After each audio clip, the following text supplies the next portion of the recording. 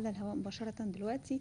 هنتكلم عن موضوع مهم جدا، أو عن نقدر نقول عليه مبادرة اجتماعية جميلة جدا بقالها فترة الحقيقة، وكنت شرفت إن أنا اتكلمت عنها من فترة، لكن كل يعني كل مدى كل وقت بيحصل فيها جديد، أعضائها بينشطوا أكتر وأكتر وبيعملوا مجهود كبير ظاهر لأهل محافظة الشرقية. بنتكلم عن فريق كنوز أثرية.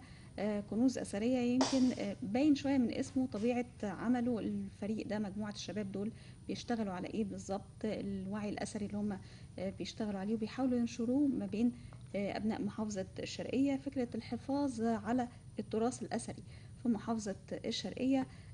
ده من الحاجات اللي هم بيشتغلوا عليها طبعا بشكل كبير جدا. فريق كنوز أثرية في فصل الصيف، يا ترى ايه خطتهم؟ ايه الجدول اللي هم حاطينه وهيشتغلوا على اساسه وهيعملوا ايه بالظبط؟ ده اللي هنعرف تفاصيله من خلال لقائنا. وضيوفي الكرام موجودين معايا في الاستوديو. من الشمال برحب بضيفي استاذ محمد شادي، رئيس لجنة التنظيم بفريق كنوز أثرية بمحافظة الشرقية، وباحث في تاريخ وحضارة مصر والشرق الأدنى القديم. أهلا بحضرتك معانا. اهلا بحضرتك. كمان بتشرفني بالحضور أستاذة سيلفيا سمعان، رئيس لجنة العلاقات العامة بفريق كنوز أثرية بمحافظة الشرقية، وباحث ماجستير في تاريخ وحضارة مصر والشرق الأدنى القديم. أهلا بيكي. اهلا بحضرتك. أهلا بيكم ومنورنا. بنورك.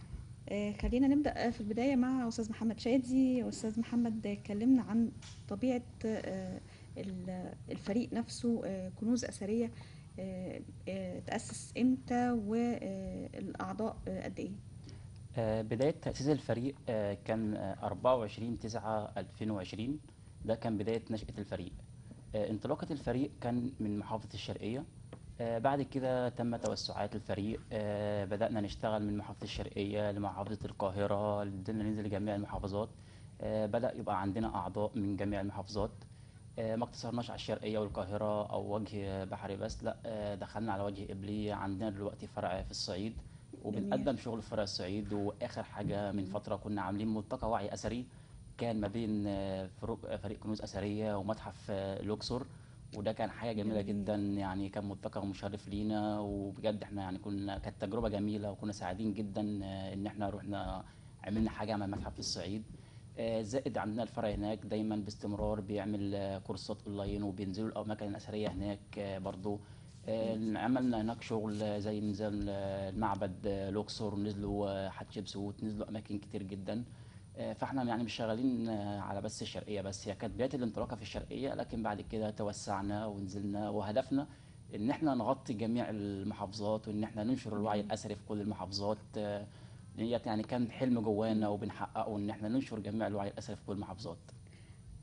ده بالنسبة للفريق بشكل عام، لكن خلينا أستاذ محمد نتكلم عن طبيعة عمل لجنة التنظيم بفريق كنوز أثرية. طبيعة عمل اللجنة إيه؟ طبيعة عمل لجنة التنظيم، هو اللجنة شغلها مش مقتصر على حاجة معينة. أنا شغل لجنة التنظيم بيبتدي من أول ما بنعمل الإعلان عن الزيارة أو النشاط اللي هيبدأ بيه. بيبتدي بقى شغل اللجنة إن إحنا بنشوف طريقة الوصول للناس، بنشرح للناس إزاي هيوصل للمكان عشان أسهل عليه طريقة الوصول. بحيث إن الزائر اللي نازل معايا ما ينزلش معايا مرة فيتوه في الطريق، فيتعب في الطريق في المواصلات، يزهق تاني مرة. لا، إحنا بنبدأ نسهل عليه الطريقة، إزاي يبدأ يوصل إزاي الطريق. وليكن لو انا نازل القاهره ببدا مثلا من الشرقيه، فبيبقى عندي تجمع في الشرقيه بنجمع الناس بنتحرك بيها. بيبقى في تجمع تاني في محطه رمسيس في القاهره. بعد كده بنتحرك بالناس على الموقع الاثري رايحينه. بيبقى هنا تجمع في الموقع الاثري في ساحه الانتظار قبل ما نبدا اللقاء، بحيث ان احنا بنسهل على الناس يعني صعوبه الوصول ولاي حاجه ممكن صعبه يوصلها. بعد كده بنكون مظبطين طبعا مع المتحف او الموقع الاثري اللي احنا نازلينه، والتظبيط دوت بيكون من خلال لجنه العلاقات العامه اللي هتكلمنا على الاستاذه سيلفيا ان شاء الله. إن شاء الله. بتكون مظبطه بقى مع امناء المتاحف او اللي موجود في المتحف. بنبدا اوقات مثلا لو احنا معانا حد من المتحف اللي هيشرح، او حد قائم او دكتور او حد قائم من التيم، الناس طول الوقت شرح او كده. فبنكون مظبطين كتنظيم، تنظيم اليوم هيبقى ماشي ازاي. اليوم هيبدأ الساعة كذا، في بريك الساعة كذا. بنبقى مظبطين يعني اليوم. في نهاية اليوم بيتم تسليم شهادات الحضور بتاعة الزائرين. بنفضل برضو مع الناس لحد ما نطمن الناس كلها وصلت بسلامة ده طبيعه لجنه التنظيم. تمام. اللجنه مش مقتصره برضو على التنظيم بس، لا، عندنا في مبادره حضارتنا، فبنكتب مقالات تاريخيه، بنعمل معلومات بتنزل على الصفحه، بنعمل عشان خاطر نروج للمكان اللي احنا نازلينه وهكذا. ده بقى يخليني بما ان احنا جبنا سيرة لجنة العلاقات العامة كده، واحنا بنتكلم اروح طبعا لأستاذة سيلفيا. كلمينا بقى عن طبيعة عمل لجنة العلاقات العامة. هو احنا كتيم عموما بمختلف مجالاته، واحنا عندنا هدف كده قدام عينينا من اول ما بدأنا، ان احنا عايزين نعمل نشر وعي اثري، عايزين نعرف الناس على الحواديت والقصص بتاعت التاريخ والحضارة بتاعتنا. فكان لازم عشان نعمل كده وجود لجنة العلاقات العامة تساعدنا على ده. ان انا مثلا لو عايزة انزل مكان، ابتدي اعمل الاجراءات بتاعته عشان يسهل عليا دخول الناس. ولو في ناس مثلا ما عندهاش مقدرة ان هي تنزل المكان ده، اقدر ان انا اعمل لهم حاجة اونلاين. الاونلاين دي اعتمدت عليها ان انا اكلم دكاترة من دكاترة الجامعات انهم يدونا كورسات تطوعية تماما، يشرحوا لنا. بصراحة الدكاترة ما تأخروش نهائي عننا. ابتدى ان احنا نشتغل في ده ونشتغل في ده. بيجي لي الطالب هو لسه طالب ما يعرفش اي حاجه، ببتدي ان انا انزله وسط مجموعات، اكسر عنده حته الخوف والرهبه، اخليه هو يشرح، اخليه الاول يسمع من دكاتره كبار ويتعلم، وبعدين اقول له اعتمد على نفسك واشرح انت، اكتب برضو مقالات تاريخيه. غير ان انا معتمده على الطلاب بس، لا كمان انا بيجيلي ناس يمكن من اول اعدادي، بيجي ناس لغايه المعاش عندهم شغف، عايزين يسمعوا الحضاره، عايزين يسيروا اماكن انا عايزه اشوفها بعيني، عايزه اعرف القصه دي ايه انا ما اعرفهاش. فابتدينا ان احنا ما بقيناش على عمر معين او على فئه معينه ان انا بستهدف طلاب الجامعات تاريخ واثر، لا، انا موسعه على كده. انا من اول الطلاب انا عايزه اسمعهم من بدري قوي القصص دي ويطلعوا عليها، يطلعوا عندهم حب. عايزه حتى الناس اللي ما عندهمش علاقه بالمجال يعرفوه ويسمعوا عنه. هي دي جميل. اكتر دور العلاقات العامه. طب لو اتكلمنا يعني ده يخلينا نتوسع شوية، يعني فكرة الحفاظ على التراث الأثري ده يعني فكرة أساسية انتوا بتشتغلوا عليها. بس ده هدفنا. ازاي بقى بتحاولوا توسعوا نشاطكم عشان تحققوا الفكرة أو الهدف ده؟ ببتدي ممكن مثلا ننزل استبيان الاول، نشوف ايه الاماكن اللي انتوا حابين تزوروها جديد، ايه المكان اللي انت سمعت عنه بس ما رحتهوش قبل كده، انت عايز تعرف عنه معلومه تاريخيه. فنبتدي نعرف ايه الاماكن، ايه الاماكن الجديده ابتدت تفتح. يعني احنا مثلا عندنا مره عملنا زياره في طنطا. في طنطا عندنا سبيل اسمه سبيل علي بيه الكبير، ده مش مفتوح للزياره. لما جينا نعمل زياره في طنطا، انا بنفسي رحت شرطه السياحه وطلعت تصريح انه يتفتح، ونزلوا معانا مرشد سياحي، قدرنا ندخل مكان مقفول اصلا، وقدروا الناس يخش فيه ويشوفوه ويسمعوا قصته من مرشد سياحي من تبع الوزاره. فدي حاجات اللي احنا بنعملها دلوقتي. احنا بنحاول حتى ندخل اماكن لو صعب الدخول فيها، بنحاول نجيب تصريحات وندخل فيها.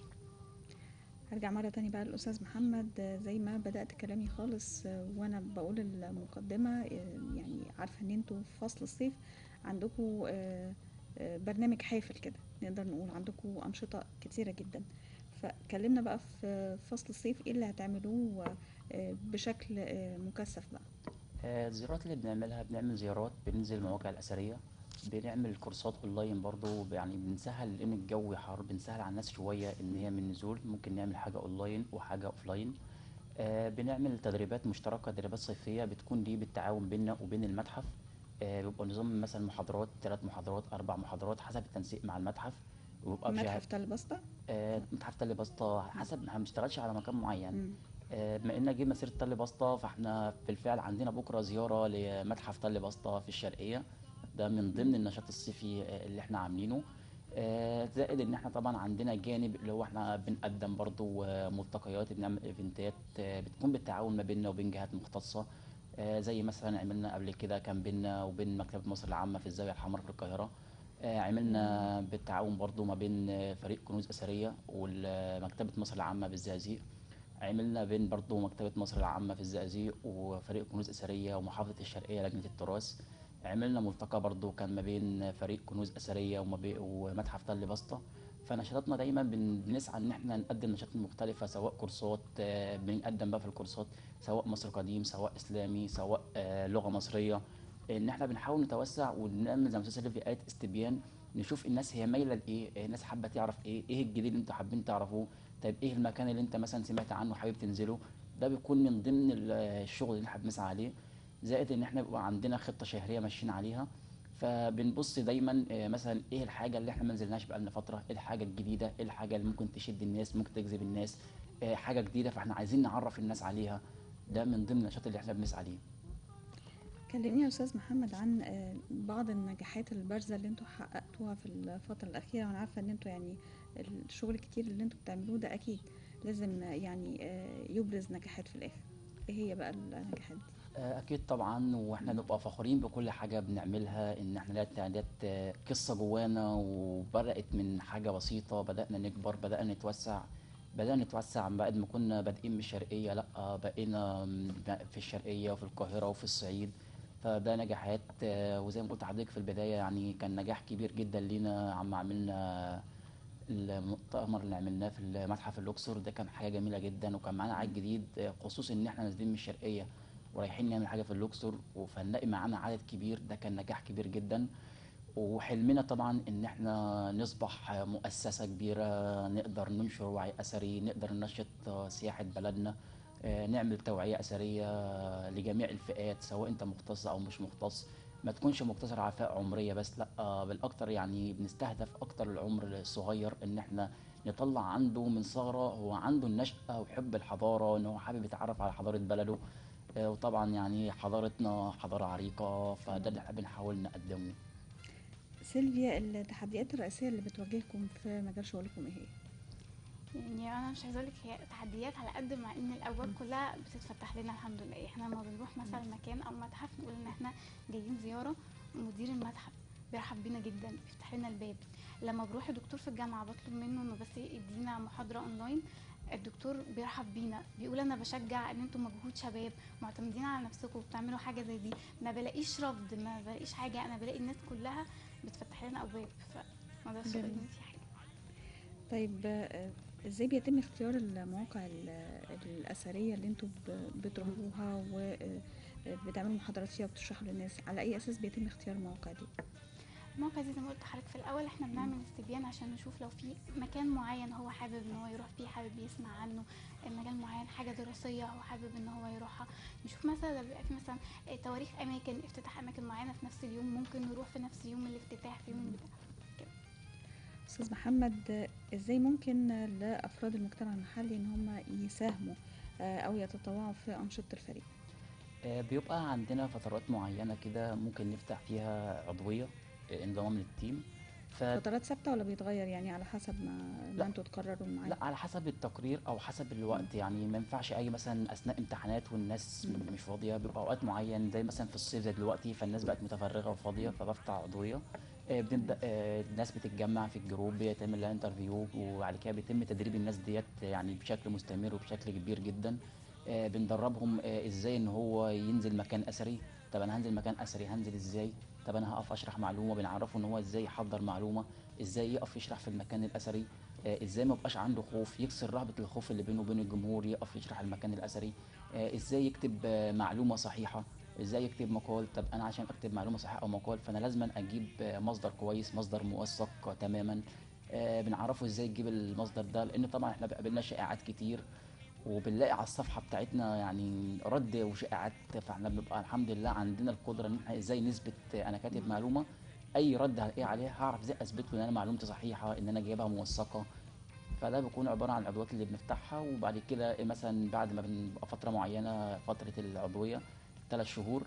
بعد ال3 شهور بيتم بقى اختيار الناس اللي فعلا اجتازت التدريب، الناس اللي حابة تكمل، الناس اللي عندها الرغبة ان هي فعلا تكمل. بيتم انضمامهم بشكل رسمي للتيم، بيكملوا بقى معانا بشكل رسمي للتيم، بيخشوا اللجان. ان احنا عندنا الفريق طبعا لجان، عندنا لجنة تنظيم، لجنة علاقات عامة، لجنة ميديا. بيبقى كل ده بيتم بقى توزيع الناس حسب اللجنة، اللي تشوف مثلا كل واحد ميال للجنة ايه، هو هيقدر يأدي في لجنة ايه. لكن في الاول وفي الاخر يعني مثلا عندنا التنظيم، عندنا الميديا تدريب ميداني، لكن كل النظام في ارض الواقع، كلنا بنشرح، كلنا بنقدم معلومات. مش حته انا تنظيم لا ما بقدمش معلومه، لا بنعلمه ازاي يقف قدام الناس، ازاي يقدم معلومه، ازاي يشرح. كل ده اللي احنا بنقوم عليه بالتيم. ارجع لك مرة تانية يا أستاذة سيلفيا، هل عندكم تعاون مع جهات أو مؤسسات محلية أو دولية؟ لا، هو مفيش تعاونات، بس زي ما قلت لحضرتك هو بيبقى فيه دعم. انا بشوف المكان زي مثلا هعمل ملتقى في الشرقيه، فكان فيه تحت اشراف محافظه الشرقيه، ده دعم منه. لما مثلا عملنا حاجه في متحف طنطا كان برضه دعم، انهم بيفتحوا لنا المكان، بيدونا وقت، بيدونا اليوم، ده كله كان يعتبر دعم. كان معانا عدد من الصور اللي نزلت طبعا معانا من بداية اللقاء على الشاشة قدام كل مشاهدينا. يا ريت زملائي الكرام ينزلوها معايا على البلازما مرة تانية في الاستوديو. أعتقد إنها كلها صور من صور لينا في ايفنتس زياراتنا. أو زيارات اه مختلفة كنتوا بتقوموا بيها لكل الأماكن اللي انتوا رحتوها واللي اتكلمنا عن بعضها دلوقتي اللي جا بالظبط ذكرها كده. من خلال الكلام. هيبقى جميل ان احنا نعلق عليها لمشاهدينا اكيد. مرة تانية. انما لغاية الصور نزلت معانا. آه، ده ده قدام متحف تل بسط اعتقد. متحف تل بسطة. الصورة ديت من أمام تمثال ميرت أمون. التمثال دوت موجود في متحف تل بسطة، وطبعا هو تمثال يعني فريد من نوعه، لأن احنا عندنا تمثالين لميرت أمون في مصر، منهم التمثال اللي موجود قدامنا دوت في منطقة أسرة تل بسطة. التمثال التاني موجود في أخميم في سوهاج. فده يعني جميل. تمثال واقف شامخ، حاجة جميلة في تل بسطة. ده صورة تانية لتمثال برضو موجود في تل بسطة، كان برضو من أثناء زيارة لينا في تل بسطة. بقية الصور طبعا هتنزل تباعا معانا دلوقتي. ده برضو تمثال ميرت أمون ميرت أمون دي صورة برضو يعني بس هنا بقى شايفين الأطفال مراحل اه العمرية صغيرة. دي حاجة تثبت إن إحنا مش مستهدفين فئة عمرية معينة، لأ إحنا بنشتغل سواء طلاب جامعات سواء أطفال. بنستهدف الأطفال زي ما قلنا لحضرتك، إن إحنا بنحب يعني عايزين نزرع فيهم الحضارة، إن هو طالع حابب حضارة بلده، حابب يعرف عن آثار بلده.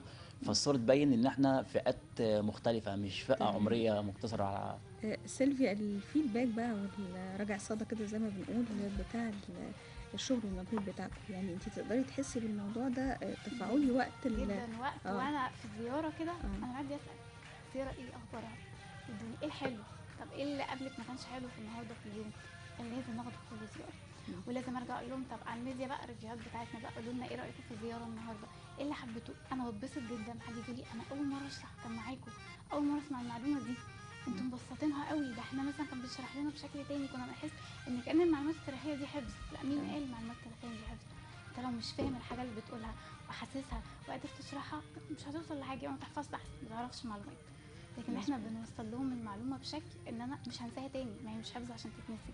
حتى الاطفال الصغيرين فييجوا معانا مبسوطين ويجوا احنا هنتابعكم هنستنى الزياره الجايه، طب قولوا لنا.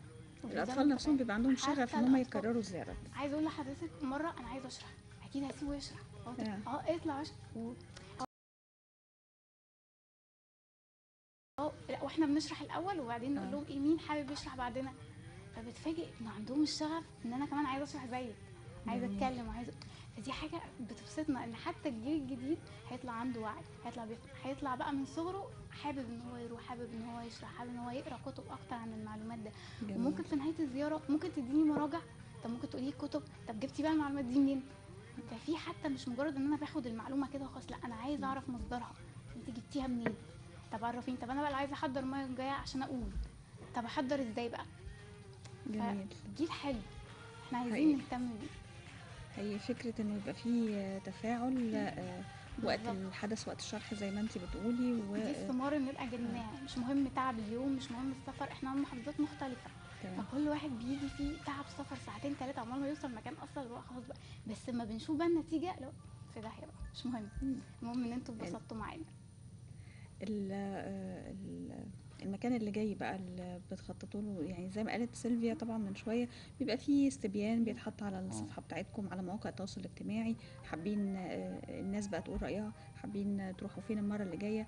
من خلال الاستبيانات بقى الاخيره وكلام الناس خلال الفتره اللي جايه اول مكان هتروحوا فين؟